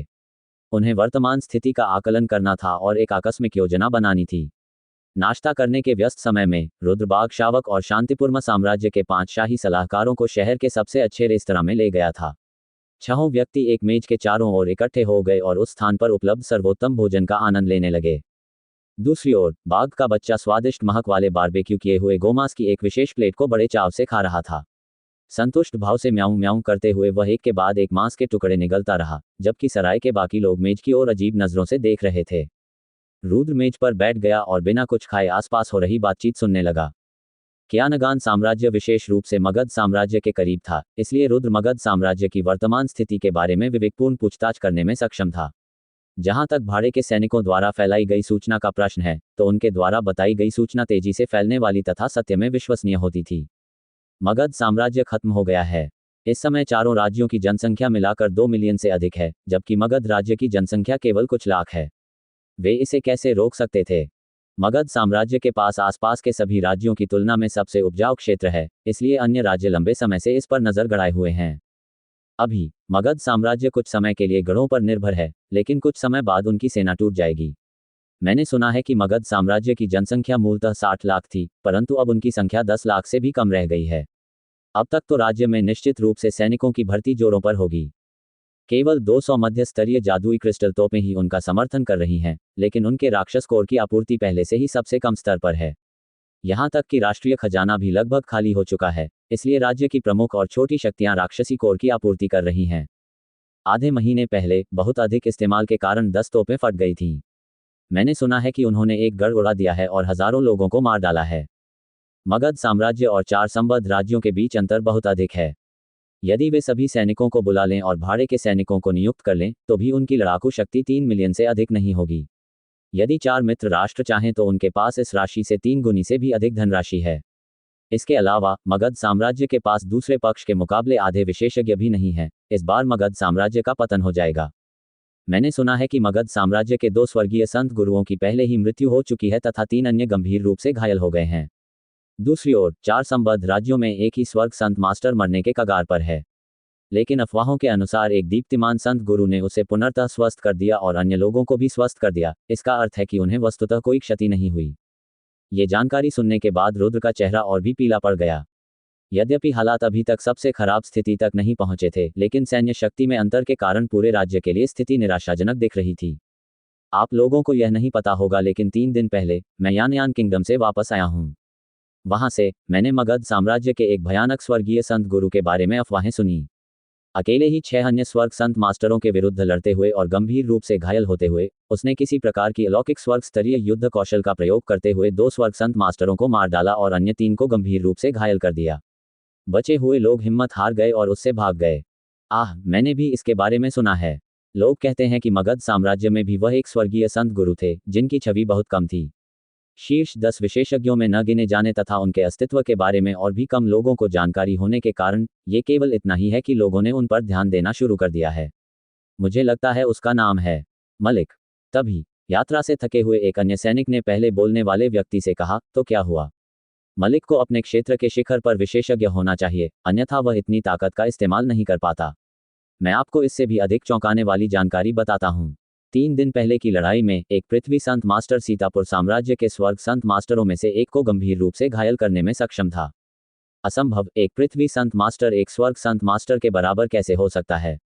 मुझे विश्वास नहीं हो रहा। आप हम पर मुकदमा चलाने से पहले किसी राक्षस को क्यों नहीं चकमा देते? पूरे सराय में शोर मच गया, लेकिन किसी को भी भाड़े के सिपाही की बात पर विश्वास नहीं हुआ। हाँ, मैं झूठ नहीं बोलूंगा। वे कहते हैं कि पृथ्वी संत मास्टर ने किसी प्रकार के स्वर्ग स्तरीय युद्ध कौशल का प्रयोग किया और स्वर्ग संत मास्टर को बुरी तरह घायल कर दिया। यदि किसी अन्य स्वर्ग संत मास्टर के हस्तक्षेप न होता तो पृथ्वी संत मास्टर ने स्वर्ग संत मास्टर को मार डाला होता। तस्क तस्क, वह युद्ध क्षेत्र एक शानदार दृश्य था। जब स्वर्ग स्तरीय युद्ध कौशल का प्रयोग किया जाता था तो आकाश का रंग बदल जाता था और काले बादल घिर आते थे। हवा में उड़ते रेत और पत्थरों के कारण कुछ भी देखना और सुनना मुश्किल होगा, सिवाय पृथ्वी संत मास्टर के जो अपने स्वर्ग स्तरीय युद्ध कौशल का प्रयोग कर रहे होंगे। हर बार जब वह ऐसा करता था तो धरती हिल जाती थी, जिसमें मगध साम्राज्य का गढ़ भी शामिल था। उस समय सभी लोग बुरी तरह डर गए थे। इसमें कोई आश्चर्य नहीं कि 3 दिन पहले मुझे लगा कि कुछ गड़बड़ है, लेकिन क्या ये सचमुच सच हो सकता है? ये तो भयानक होगा। मगध साम्राज्य का गढ़ इस स्थान से केवल 1000 किलोमीटर दूर है, यह कोई ज्यादा दूर नहीं है। स्वर्ग स्तरीय युद्ध कौशल के कारण होने वाले झटकों को यहां महसूस किया जाना चाहिए। यह असंभव है। आदमी ने बोलना जारी रखा, बात बस इतनी ही नहीं है। लोगों का कहना है कि यह पृथ्वी संत मास्टर एक अत्यंत तीव्र गति वाला वायु संत बल उपयोग करता था। आधे दिन तक स्वर्ग संत मास्टर के साथ संघर्ष करने के बाद भी दोनों स्वर्ग संत मास्टर उसका पीछा करने और उसे मारने में कामयाब नहीं हुए। ये तो बहुत आश्चर्यजनक है। क्या वह वास्तव में पृथ्वी संत मास्टर है? सराय में मौजूद कई लोग इस कथित पृथ्वी संत मास्टर की ताकत पर आश्चर्य से बड़बड़ाने लगे। ये सुनकर रुद्र के चेहरे पर हल्की मुस्कान आ गई। उसने पहले ही अनुमान लगा लिया था कि यह गति केवल स्वर्ग स्तरीय युद्ध कौशल धारक राजीव की ही हो सकती है, जो एक पृथ्वी संत मास्टर भी था। लेकिन उस व्यक्ति ने इस विषय पर जो कुछ भी वह जानता था वह अभी पूरा नहीं कहा था। 2 स्वर्गीय संत गुरुओं का पतन 4 संबद्ध राज्यों द्वारा अनदेखा नहीं किया गया था। 2 दिन बाद चारों राज्यों ने उत्तरी गढ़ में दिन रात युद्ध करने के लिए 2 मिलियन सैनिकों को तैनात किया। युद्ध की आवाजों ने सभी के कानों को बहरा कर दिया था और शहीदों के खून से धरती हमेशा के लिए लाल हो गई थी और शवों को पहाड़ की चोटी पर ढेर करके रख दिया गया था। उस समय तक मगध साम्राज्य का उत्तरी गढ़ युद्ध में टिक नहीं सका। यहां तक कि मजबूत स्टील गेट भी टूट गया था और दोनों पक्षों को भारी नुकसान हुआ था। मैंने सुना है कि चंचलपुर राज्य के एक स्वर्गीय संत गुरु ने एक उच्च पदस्थ अधिकारी को भी बंदी बना लिया था। उसके दोनों हाथ और पैर काटकर चंचलपुर राज्य ने उसे चंचलपुर राज्य के गढ़ की दीवारों के ऊपर लटका दिया। कितना बर्बर! क्या चंचलपुर राज्य का उस अधिकारी से कोई गहरा द्वेष था? क्या उन्हें इतनी बढ़त हासिल होने के बावजूद इस तरह से काम करना पड़ा? यदि किसी व्यक्ति के दोनों हाथ और पैर काटे जाने हैं तो इसका मतलब है कि वह एक महान सेनापति रहा होगा। सराय में इस नई जानकारी को लेकर एक बार फिर उत्सुकता के साथ चर्चा शुरू हो गई। मुस्कुराते हुए आदमी ने अपना सिर हिलाया। तुमने गलत अनुमान लगाया है। मेरा मानना है कि वह व्यक्ति कोई महान सेनापति नहीं था, बल्कि वह सुभाष नाम का कोई व्यक्ति था। वह महज एक फ्रंटलाइन कमांडर थे। कुछ ही दूरी पर बैठे रुद्र का पूरा शरीर स्तब्ध हो गया और उसका चेहरा अचानक भयानक रूप से पीला पड़ गया। एक क्षण में वह गायब हो गया और बोलने वाले व्यक्ति के सामने पुनः प्रकट हुआ। अपने दोनों हाथों से वक्ता के कपड़ों को पकड़ लिया और उसे सीधे स्टूल से उठा लिया। जैसे ही रुद्र गर्जा, तुमने अभी क्या कहा? वह कौन व्यक्ति था जिसके अंत काटकर उसे दीवारों पर लटका दिया गया था? रुद्र की आंखें बहुत लाल हो गईं और उसमें हत्या की मंशा झलकने लगी। कमीने, क्या तुम मरने की कोशिश कर रहे हो? वह वृद्ध क्रोध से भड़क उठा और उसने अपने हाथों से रुद्र की गर्दन पकड़ ली। बोलना। रुद्र ने ऐसे दहाड़ लगाई जैसे कोई क्रोधित सिंह दहाड़ता है।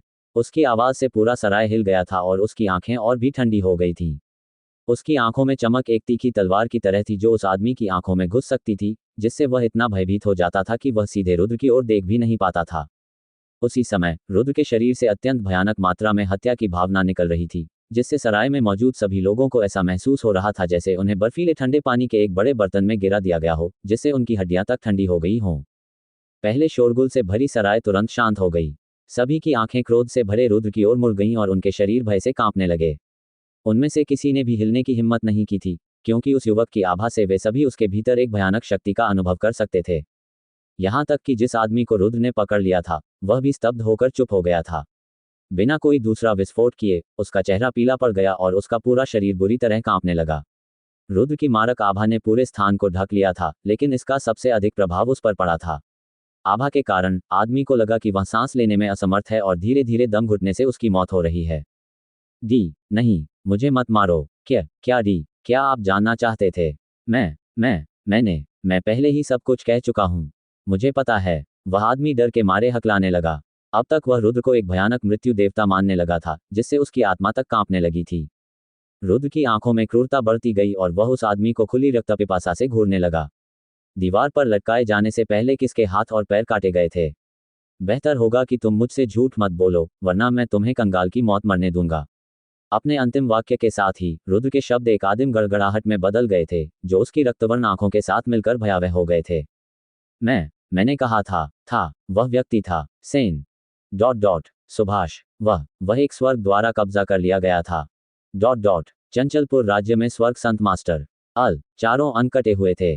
काट दिया और फिर दीवार पर लटका दिया गया, पूरे एक दिन के लिए। वह आदमी हकलाने लगा। बातों की पुष्टि करने के बाद रुद्र का चेहरा बहुत उदास हो गया। हत्या की जो मंशा मूलतः सराय के अंदर थी, वह तुरंत ही बाहर की ओर फैल गई और सड़कों पर फैल गई, जिससे बाहर खड़े लोगों को भी अचानक सांस लेने में कठिनाई होने लगी। ऐसा लग रहा था मानो आसपास का पूरा तापमान कई डिग्री तक गिर गया हो और वे सभी बर्फीले पानी के एक कुंड में डूब गए हों।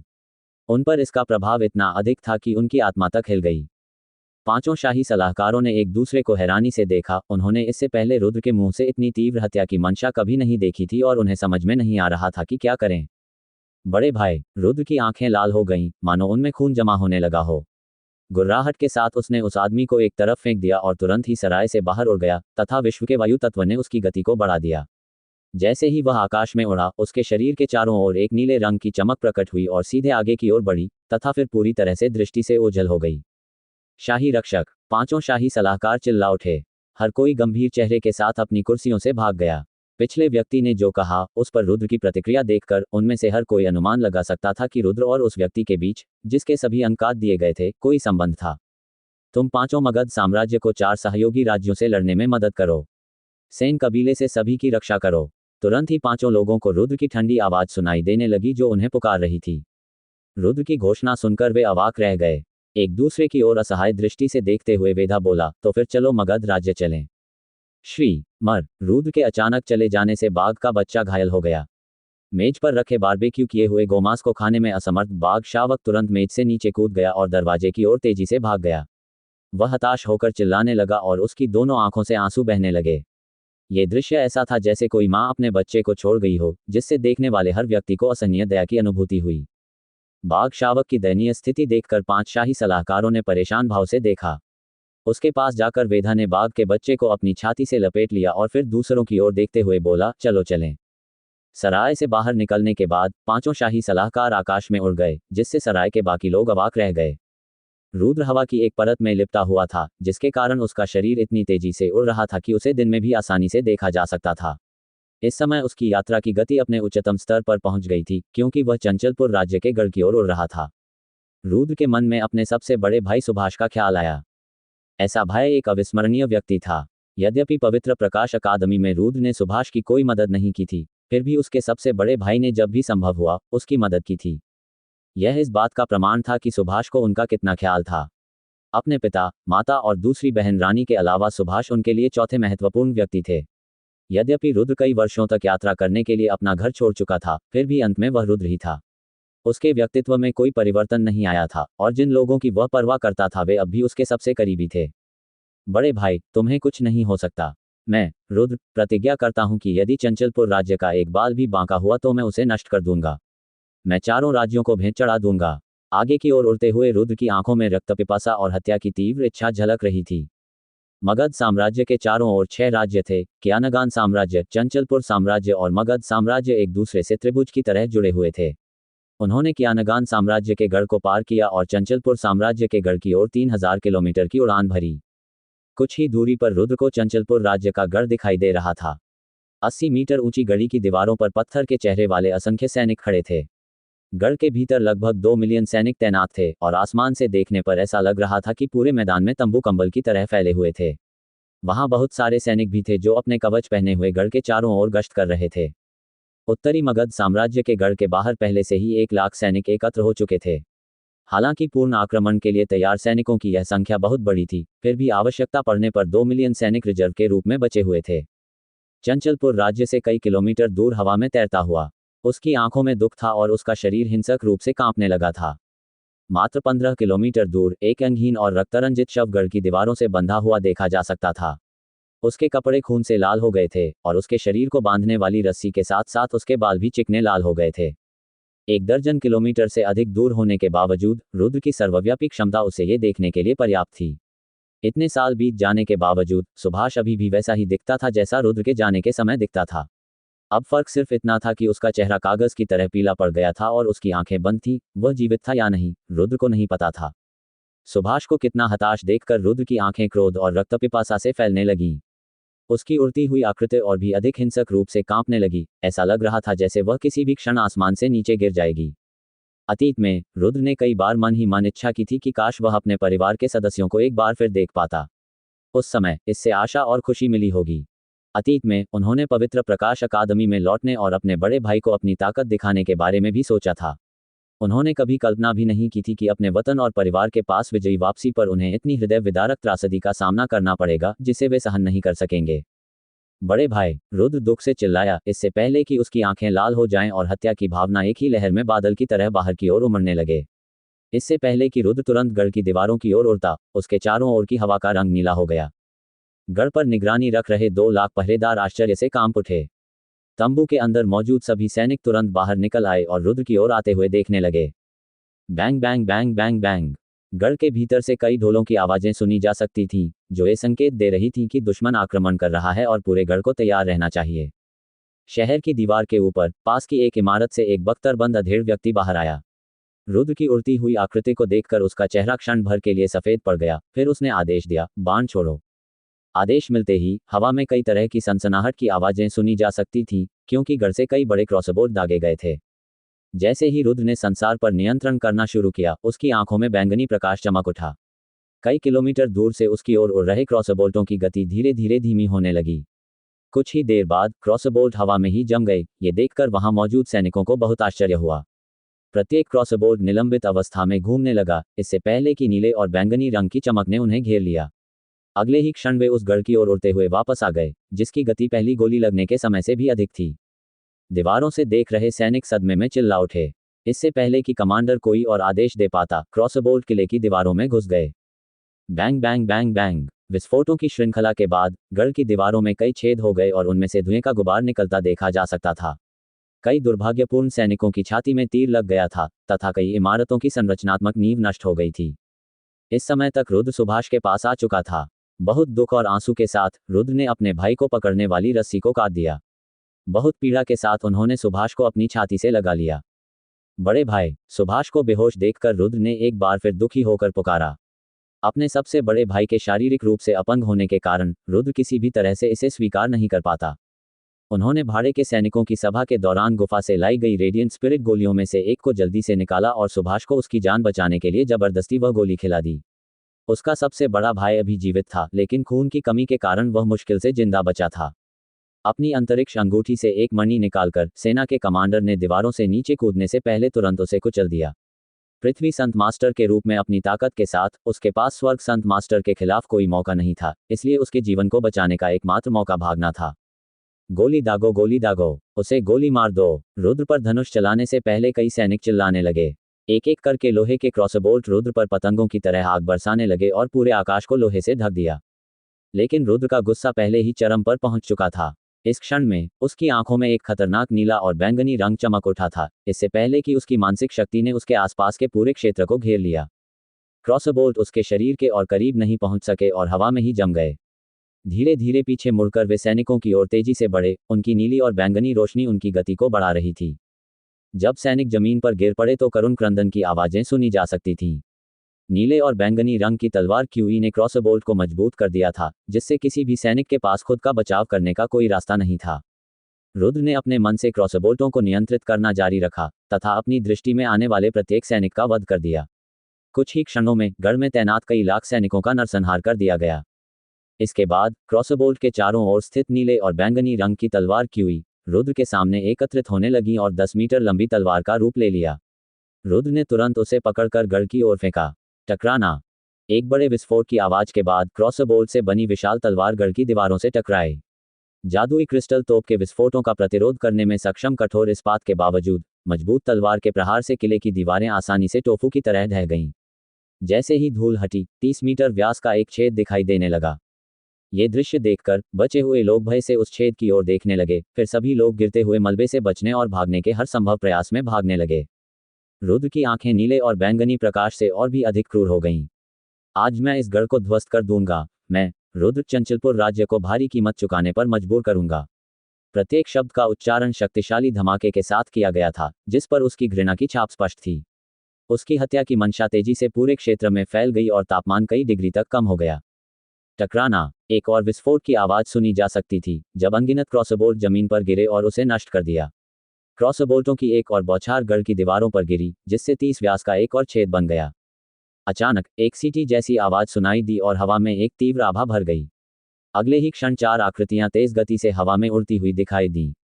चंचलपुर राज्य के 4 स्वर्गीय संत गुरुओं को देखकर रुद्र की आंखें हत्या की नीयत से जमने लगीं। क्रॉसबोल्टों ने एक विशाल तलवार का निर्माण किया, जिसके ब्लेड के चारों ओर नीले और बैंगनी रंग की तलवार क्यूई चमक रही थी, तथा उसके बाद वे चारों की ओर तुरंत फायर कर रही थी। एक जोरदार चिल्लाहट के साथ चारों स्वर्ग संत स्वामियों ने विशाल तलवार से टकराने से पहले संत बल के साथ स्वयं को मजबूत किया। जब दोनों पक्ष आपस में टकराए तो एक जोरदार विस्फोट हुआ, जिससे पूरा क्षेत्र हिल गया। हर जगह रंगों का एक चमकीला विस्फोट उड़ता हुआ देखा जा सकता था, जिसके कारण विस्फोट के ठीक नीचे मौजूद सैनिक गंभीर रूप से घायल होकर हवा में उड़ गए। विस्फोट के कारण उनमें से कई लोगों के आंतरिक अंग भी नष्ट हो गए, जिससे उनकी तत्काल मृत्यु हो गई। स्वर्ग संत गुरुओं के बीच लड़ाई में प्रत्येक प्रहार से उत्पन्न परिणाम एक व्यक्ति को मारने में सक्षम था। यदि कोई पृथ्वी संत मास्टर भी बहुत करीब आ जाए तो उन्हें आघात तरंगों का सामना करना मुश्किल हो जाएगा।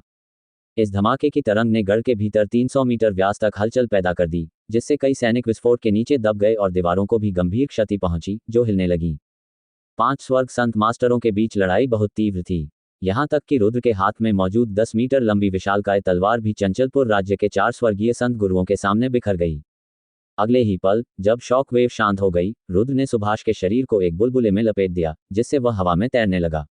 अब तक चारों स्वर्ग संत गुरु रुद्र के 100 मीटर के दायरे में आ चुके थे और उनमें से प्रत्येक उसे खतरनाक ढंग से घूर रहा था। हालांकि जब उन्होंने देखा कि रुद्र कितना युवा था, तो वे विश्वास से परे आश्चर्यचकित हो गए। रुद्र इतनी ताकत रखने के लिए बहुत छोटा था। वे यह मानने को तैयार नहीं थे कि ऐसा कोई युवा उस मुकाम को हासिल कर सकता है जिसे उन्होंने हासिल किया है। उसने अपनी जवानी वापस पाने के लिए जरूर कोई दवाई ली होगी, एक का दावा किया। अन्य 3 स्वर्गीय संत गुरुओं का दृढ़ विश्वास था कि मामला यही था। चारों में से एक ने चिल्लाकर कहा, तुम वहां हो, अपना नाम बताओ। मेरे सबसे बड़े भाई के चारों अंक काटने के लिए कौन जिम्मेदार था? रुद्र ने सवाल को नजरअंदाज करते हुए खतरनाक ढंग से गुर्राहट की। क्या आपके सबसे बड़े भाई? चारों स्वर्ग संत मास्टर चौंक गए। जिस व्यक्ति को रुद्र ने पकड़ रखा था उसके 4 अंक काट दिए गए थे। क्या सुभाष का कोई स्वर्ग संत मास्टर स्तर का भाई हो सकता है? चारों स्वर्गीय संत इतने आश्चर्यचकित हुए कि उन्हें लगा कि उन्होंने गलत सुन लिया है। ये किसने किया? रुद्र ने एक बार फिर अपनी हत्या की मंशा से हवा को दोहराया। एक दूसरे को देखते हुए चारों व्यक्ति रुद्र की पहचान जानने की कोशिश करने लगे। महाराज, आप कौन हैं? मुझे लगता है कि मैंने कुछ गलत सुना होगा। तभी आग की एक विशाल लकीर आसमान में उड़ती हुई दिखाई दी, जो एक तारे की तरह उनकी दिशा में गिर रही थी। कुछ ही देर बाद लाल बत्ती 500 मीटर दूर हवा में रुक गई और एक बुजुर्ग दिखाई दिया जिसके शरीर के चारों ओर अग्नि तत्व एक बुलबुले की तरह था। बुजुर्ग व्यक्ति देखने में साधारण लग रहा था, उसके सफेद बाल उसके झुर्रियों वाले और पीले चेहरे के पीछे बंधे हुए थे। जब बुजुर्ग ने चारों ओर नजर घुमाई तो उनकी नजर तुरंत लटके हुए सुभाष के अंगहीन शरीर पर पड़ी और भी अधिक पीला पड़ गया और बड़े दुख और पीड़ा से चीख पड़ा, युवा स्वामी। चारों स्वर्गीय संत गुरुओं ने नवागंतुक की ओर क्रोधित भाव से देखा। हम, मलिक, तुम सचमुच आए हो? हमारे चंचलपुर राज्य के 2 विशेषज्ञों को मारने के बाद मैं आज तुम्हें उनके बगल में दफना दूंगा। मलिक की आंखों में तुरंत क्रूर हत्या की भावना चमक उठी और उसने उन चारों को घूर कर देखा। तुम्हारी हिम्मत कैसे हुई युवा मालिक के 4 अंक काटने की?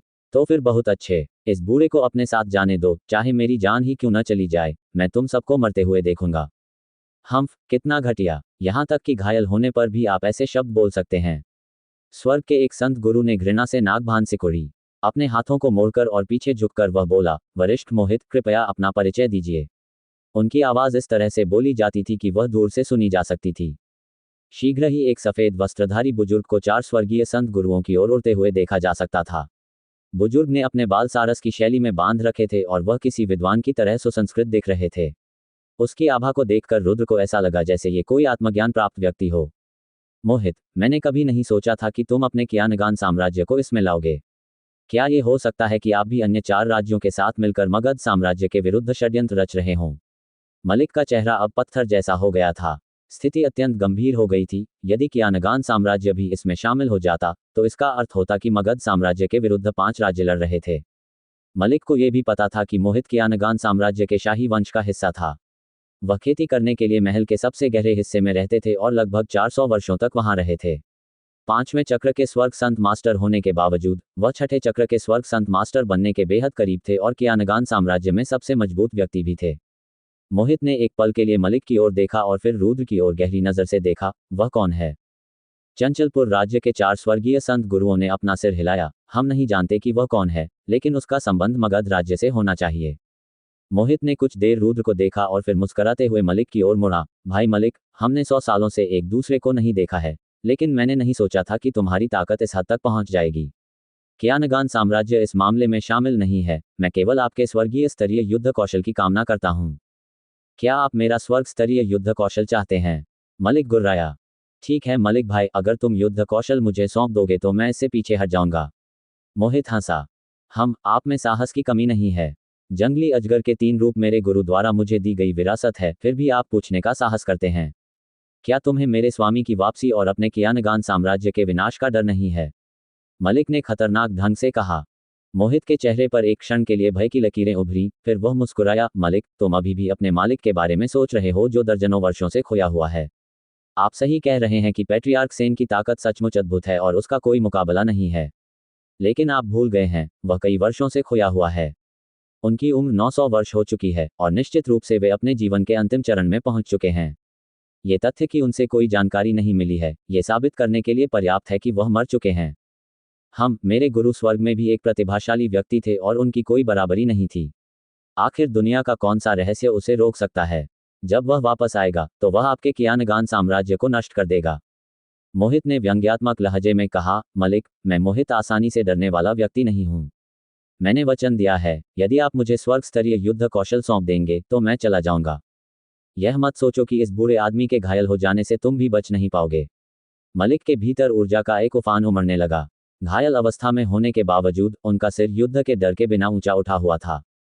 उस समय 5 दुश्मन स्वर्ग संत मास्टर्स लड़ने की तैयारी कर रहे थे। जब वे मलिक और रुद्र को देख रहे थे तो ऐसा लग रहा था कि युद्ध छिड़ने वाला है। तभी एक ठंडी आवाज सुनाई दी। उन्हें मेरे हवाले कर दो। आज मैं चंचलपुर राज्य को नष्ट कर दूंगा और यहाँ रहने वाले सभी लोगों के सिर इन दीवारों पर लटका दूंगा। ये रुद्र ही था जो शांत स्वर में बोला था। यद्यपि उसके शरीर से हत्या की भावना निकल रही थी, फिर भी बाकी सभी लोग उसके शब्दों से आश्चर्यचकित थे। चंचलपुर राज्य को नष्ट करो, बलवानों के सिर दीवारों पर लटका दो। चंचलपुर राज्य के 4 स्वर्गीय संत गुरुओं ने इसे व्यक्तिगत अपमान के रूप में लिया था। क्रोध से उबलता हुआ हत्या की मंशा की बाढ़ रुद्र की ओर बढ़ने लगी। स्वर्ग के एक संत गुरु ने चिल्लाकर कहा था, बच्चे, तुम यह नहीं पहचान सकते कि क्या जमीन है और क्या आसमान। क्या तुम सोचते हो कि तुम कुलपति सेन हो और अपनी मात्र स्वर्गीय संत गुरु शक्ति से चंचलपुर साम्राज्य को नष्ट कर दोगे? मलिक भी हैरानी से रुद्र की ओर देख रहा था और सुभाष भी संदेह भरी नजरों से देख रहा था।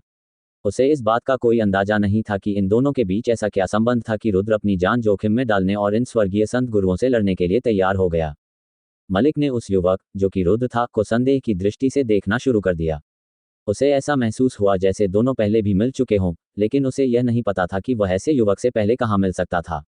इस अनुभूति के बावजूद उसे रुद्र की कोई याद नहीं थी, क्योंकि इससे पहले जितने भी स्वर्गीय संत गुरुओं से उसकी मुलाकात हुई थी वे सभी मध्यम आयु वर्ग के पुरुष थे।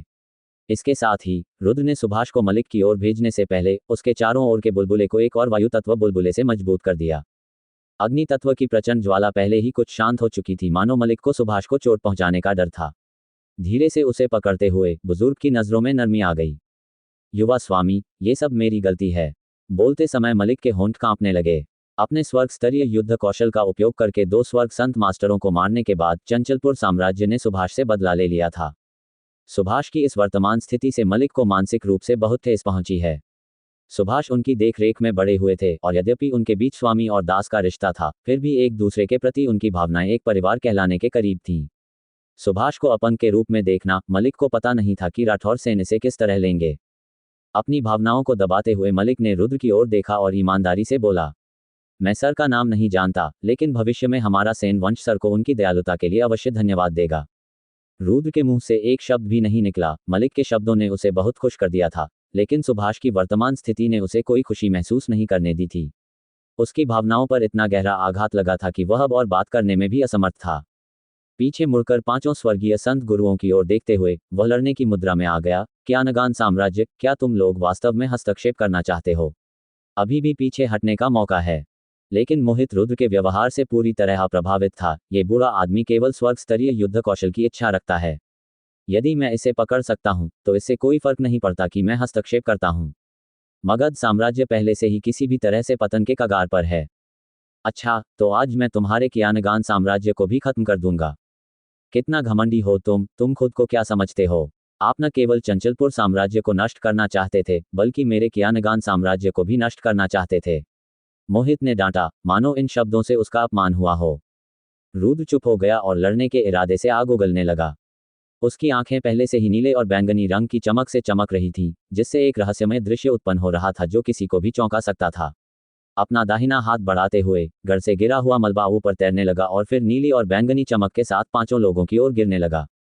इस हमले पर एक नज़र डालने की भी जहमत नहीं उठाते हुए 5 में से प्रत्येक ने उपहास किया, इससे पहले कि सेंट फोर्स की एक लहर आगे बढ़ी और उड़ते हुए मलबे से टकरा गई। लेकिन मलबे के अनगिनत टुकड़ों ने उनकी संत शक्ति को मक्खन की तरह चीर दिया और फिर 5 स्वर्ग संत गुरुओं की ओर आगे बढ़ गए। 5 तुरंत और भी गंभीर हो गए। वहां एक अजीब शक्ति घूम रही है, सावधान रहो। मोहित ने एक पतली लंबी तलवार बनाने से पहले टिप्पणी की, जिसमें से तलवार क्यों चमक रही थी। अपने ऊपर फेंके गए टुकड़ों पर वार करते हुए उसने प्रत्येक टुकड़े को खूबसूरती से चूर चूर करना शुरू कर दिया। अन्य स्वर्गीय संत गुरुओं ने भी देर नहीं की। उन्होंने तुरंत अपने संत हथियार निकाल लिए तथा स्वयं की रक्षा के लिए उन्हें घुमाया। लेकिन मलबे का झुंड उनके लिए बहुत ज्यादा था और इसलिए कई टुकड़े उनकी सुरक्षा व्यवस्था को भेदते हुए उनके शरीर में घुसने में कामयाब हो गए। उनके चेहरों पर हैरानी के भाव थे, लेकिन फिर उन्होंने इस बात को खारिज कर दिया कि वे इस लड़ाई को पूरी तरह गंभीरता से नहीं ले रहे हैं।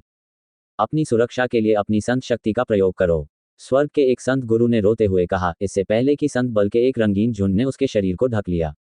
यह उसके शरीर के चारों ओर एक सुरक्षात्मक कफन की तरह सघन हो गया। हालांकि यह आवरण अपने मालिक को मलबे से पूरी तरह से बचाने में असमर्थ रहा था और केवल गति को धीमा करने में ही सफल रहा था। ये जानते हुए कि यह सब अधिक समय तक जारी नहीं रह सकता, 5 ने मिलकर हमला किया और रुद्र की ओर बढ़ने से पहले पूरे क्षेत्र में हमला बोल दिया। दोनों हाथों को ऊपर उठाकर और मुट्ठी बनाकर रुद्र ने जमीन पर गिरे हुए क्रॉसबोल्टों को ऊपर उठाकर एक स्थान पर एकत्रित करना शुरू कर दिया। इसी समय कई पेड़ों को बलपूर्वक जमीन से उखाड़ा जाने लगा और लकड़ी के टुकड़े हवा में फैलने लगे। अंत में दोनों स्रोत आपस में मिलकर कई 100 मीटर ऊंची एक लंबी तलवार बनाने लगे, जो आसमान में चुभ गई। दूर से देखने पर ऐसा लग रहा था मानो यह एक विशाल मीनार है जो आसमान तक उठती है और उसमें से चमकदार नीले और बैंगनी रंग की चमक निकल रही है। यह क्या है? चंचलपुर राज्य के 4 स्वर्गीय संत गुरु और क्यानगान राज्य के मोहित दंग रह गए। रुद्र द्वारा हवा में उड़ाए जा रहे टुकड़ों ने अचानक कहीं से एक विशाल तलवार का रूप ले लिया था। इस तरह के दृश्य को देखकर वे अचानक जोर से चिल्ला उठे थे। है। क्या यह एक स्वर्ग स्तरीय युद्ध कौशल है? एक स्वर्गीय संत मास्टर ने गंभीरता से पूछा। ऐसा नहीं हो सकता, इसमें वह शक्ति नहीं है जो एक स्वर्गीय स्तरीय युद्ध कौशल में होती है। यह कोई युद्ध कौशल नहीं है, मोहित चिल्लाया। अगले ही क्षण विशाल तैरती तलवार संघनित होकर 100 मीटर लंबी तलवार बन गई। आकार में इस कमी के कारण तलवार बनाने वाली वस्तुएं एक दूसरे के विरुद्ध स्पष्ट रूप से सघन तरीके से संकुचित हो गई थीं। तलवार के घनत्व के साथ साथ नीले और बैंगनी तलवार क्यूई की चमक भी बढ़ने लगी। भयंकर चीख के साथ रुद्र ने विशाल तलवार को पांचों स्वर्ग संत गुरुओं की ओर फेंका और उन्हें मारने का प्रयास किया। गंभीर भाव धारण करते हुए प्रत्येक स्वर्ग संत गुरु ने चिल्लाकर कहा, जैसे ही उन्होंने अपने उन्नत पृथ्वी स्तरीय युद्ध कौशल का प्रयोग करना शुरू किया। टकराना, एक और विस्फोट की आवाज सुनी जा सकती थी, जिसके परिणामस्वरूप उत्पन्न ऊर्जा से आसमान फटने का खतरा था। यह ऊर्जा लगातार तबाही और विनाश मचाती रही, हवा में फैलती रही और पृथ्वी को हिलाती रही। पृथ्वी के कई हिस्से ऊर्जा के कारण टूटकर डूब भी गए। इसके परिणामस्वरूप 10 किलोमीटर की परिधि में आने वाला पूरा क्षेत्र प्रभावित हुआ। जैसे ही ऊर्जा ने उनके शरीर को पीछे की ओर धकेला, पांचों स्वर्गीय संत गुरुओं का शरीर पीला पड़ने लगा। दो कमजोर स्वर्गीय संत गुरुओं ने पहले ही खून उगलना शुरू कर दिया था। यहां तक कि रुद्र को भी खुद को स्थिर करने से पहले पीछे की ओर उड़ने के लिए मजबूर होना पड़ा। उसके आसपास का क्षेत्र ऊर्जा से विकृत होने लगा, जिससे उसके लिए यह अंतर करना कठिन हो गया कि क्या हो रहा है। केवल 1000 मीटर की दूरी तय करने के बाद ही रुद्र अपना पैर स्थिर कर सका। पांचों लोगों को देखते ही रुद्र ने तुरंत अपने चारों ओर की दुनिया के सभी अग्नि तत्वों को एकत्रित करना शुरू कर दिया तथा 5 अलग अलग ज्वाला तलवारें बना लीं। प्रत्येक में तीव्र ज्वाला टिमटिमा रही थी, जो ऐसा लग रहा था मानो हवा को भून देगी। अगले कुछ सेकंड में तलवारों के आसपास का तापमान गर्म होना शुरू हो गया था। Whoosh whoosh whoosh whoosh whoosh. 5 ज्वाला तलवारों के 5 स्वर्ग संत गुरुओं की ओर बढ़ने पर 5 कान फाड़ देने वाली आवाजें सुनी जा सकती थीं। मोहित की आंखों में चमक थी जब वह अपनी ओर तानी गई तलवार से बचने के लिए आकाश में उड़ रहा था। वह श्वेत प्रकाश की एक किरण में परिवर्तित होकर सीधे रुद्र की ओर बढ़ा। चंचलपुर राज्य के 4 अन्य स्वर्गीय संत गुरु अब पहले से भी अधिक कमजोर दिख रहे थे और समय पर बच नहीं सके। किसी अन्य विकल्प के बिना उन्होंने ज्वाला तलवारों पर प्रहार करने के लिए तुरंत अपने पृथ्वी स्तरीय युद्ध कौशल का उपयोग किया। चारों ज्वाला तलवारें संपर्क में आने पर टूट गईं और संपूर्ण आकाश आग से भर गया।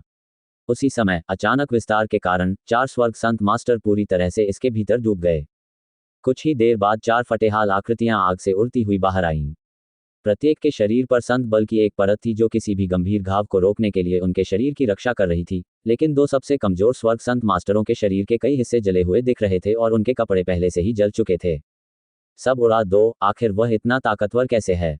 आग से बनी एक साधारण तलवार के साथ हम इसके प्रभावों का विरोध करने में पूरी तरह असमर्थ थे। उसे कम से कम 5वें चक्र का स्वर्ग संत मास्टर होना चाहिए। इससे क्या फर्क पड़ता है? मैं उसे उड़ते समय वायु तत्व का उपयोग करते हुए स्पष्ट रूप से देख सकता था, तो वह अग्नि तत्व को कैसे नियंत्रित कर सकता है? ये लड़का बहुत ताकतवर है। ऐसा हो ही नहीं सकता कि वह कोई वरिष्ठ व्यक्ति न हो जिसने अपना सारा समय साधना में न बिताया हो। शायद वह सेन वंश का एक और पूर्वज है। स्वर्ग के संत मास्टर के रूप में उनकी ताकत इतनी मजबूत होने के बावजूद हम कुछ भी करने में पूरी तरह से असमर्थ हैं।